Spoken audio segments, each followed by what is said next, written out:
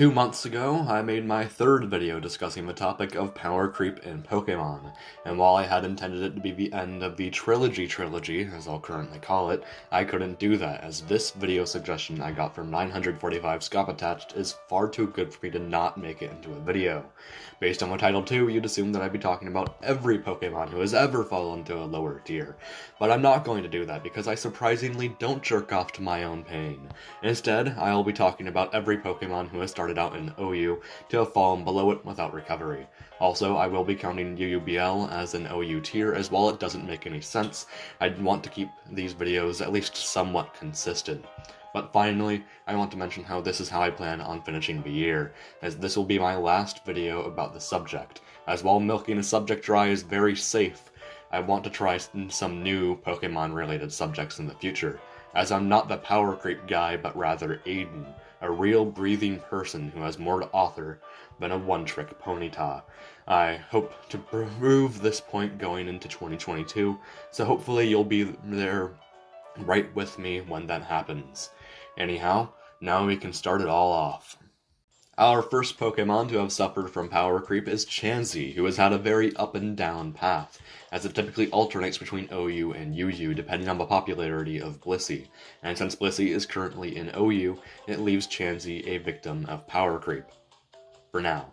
But hey, now I can talk about Cloyster, who eventually fell due to its ice typing heavily holding it back as a defensive Pokemon, and its Shell Smash being too easily beaten by priority and special attacks to help it recover past Generation 5. A Pokemon who could last longer though was Dugtrio, who was power crept after its ability Arena Trap was finally banned in Gen 7, leaving her only a very bad Pokemon to remain. Exeggutor, however, was a Pokemon who heavily benefited from the meta of Gen 1, so it makes sense that it would slowly erode itself from relevance. But now we have Jolteon, who is our first Pokemon to fall naturally, as its stats and move pool became less impressive as the generation went on, and Generation 8 just made it worse by removing hidden power. The same kind of goes for Jynx too. Granted, its tail also reminds me a lot of Exeggutor's. Another Pokemon that reminds me of Exeggutor though is Lapras, but unlike Lapras, I consider Rhydon to be yet another Pokemon who fell from natural circumstances. The same goes for Snorlax and Starmie too, with the other predicament being seen through Tauros and Victreebel. While for the last generation I listed every Pokemon by name, here I'll be listing them into separate categories. For this, we'll start with a Pokemon who fell due to natural circumstances, and then the ones who fell due to a radical overhaul of a future generation's meta. To begin with the first one, we have Celebi, who fell in Gen 6, Heracross in Gen 5, Kingdra in Gen 5, Meganium in Gen 3, Miltank in Gen 4, Misdreavus in Gen 3, Porygon 2 in Gen 4, Raikou in Gen 5, Steelix in Gen 4, Suicune in Gen 5, Umbreon in Gen 5, and Ursaring in Gen 4. For our next category, we have Donphan, Espeon, and Forretress because of the Defog buff in Generation 6, making their talents less useful, Smeargle because of a Baton Pass ban, and Houndoom and Typhlosion in Gen 4 because of the Stealth Rock edition. That was the weirdest way I could have possibly said that. Continuing on with the category system, we first see Dusclops, who fell in Gen 4, Flygon in Gen 5, Gardevoir in Gen 4, Hariyama in Gen 4, Jirachi in Gen 8, Ludicolo in Gen 4, Metagam in Gen 4, Metagross in Gen 6, Regice in Gen 4, Regirock in Gen 4, Registeel in Gen 4, Sceptile in Gen 4, Slaking in Gen 4, Swallow in Gen 4, and Zangoose in Gen 4. But onto our next category, we have Armaldo and Claydol because of how much easier it became to spin block in Gen 4, Milotic because of how the physical special split finally gave it physical weaknesses in Gen 4, Ninjask because they banned Baton Pass, and Wynaut because it gained a second ability in Gen 5.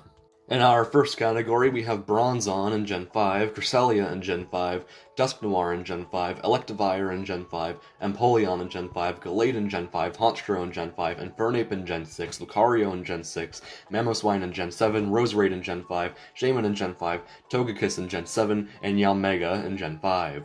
While onto the second category, we see Abomasnow, who simply couldn't compete in Gen 5's Weather War, Azelf because of Gen 5's team preview, Porygon Z because of the removal of Z moves in Gen 8, and Rotom appliances because they lost their ghost typing in Gen 5. So now we're halfway there, but it won't feel that way because we have a lot less Pokemon to discuss. For Gen 5, we only have Chandelure in Gen 6, Conkeldurr in Gen 8, Gothitelle, who suffered from Shadow Tag's ban, Haxorus in Gen 6, Jellicent, who stopped being useful because Defog removed its incentive to be a spin blocker in Gen 6, Keldeo in Gen 8, and Reuniclus in Gen 6. But now we have Gen 6, and here we'll start with Aegislash, who was nerfed in Gen 8, Mega Altaria in Gen 7, Diggersby in Gen 8, Mega Manectric in Gen 7, Mega Pidgeot in Gen 7, Mega Slowbro in Gen 7, Talonflame, who has ability nerfed in Gen 7, and Volcanion in Gen 7. So, we finally made it. Very soon I will have slayed the Power Creep Dragon. And to do so, I must discuss the Power Crept Pokémon of Gen 7. Those being Buzzwole, Celesteela, Alolan Ninetales, Tapu Bulu, and Xurkitree, all of which obviously having fallen in Gen 8. Also, just as always, here's a finished spreadsheet. But now that we've finished all of this, I want to say thank you so much. 2022 is right around the corner. If it wasn't for the support and kind words from all of you, then I simply would not be as excited for it as I currently am. I hope to continue making videos for you as time goes on, as not only do I enjoy making them, but you guys seem to find what I make to be entertaining. But with that said, I'll see you next time.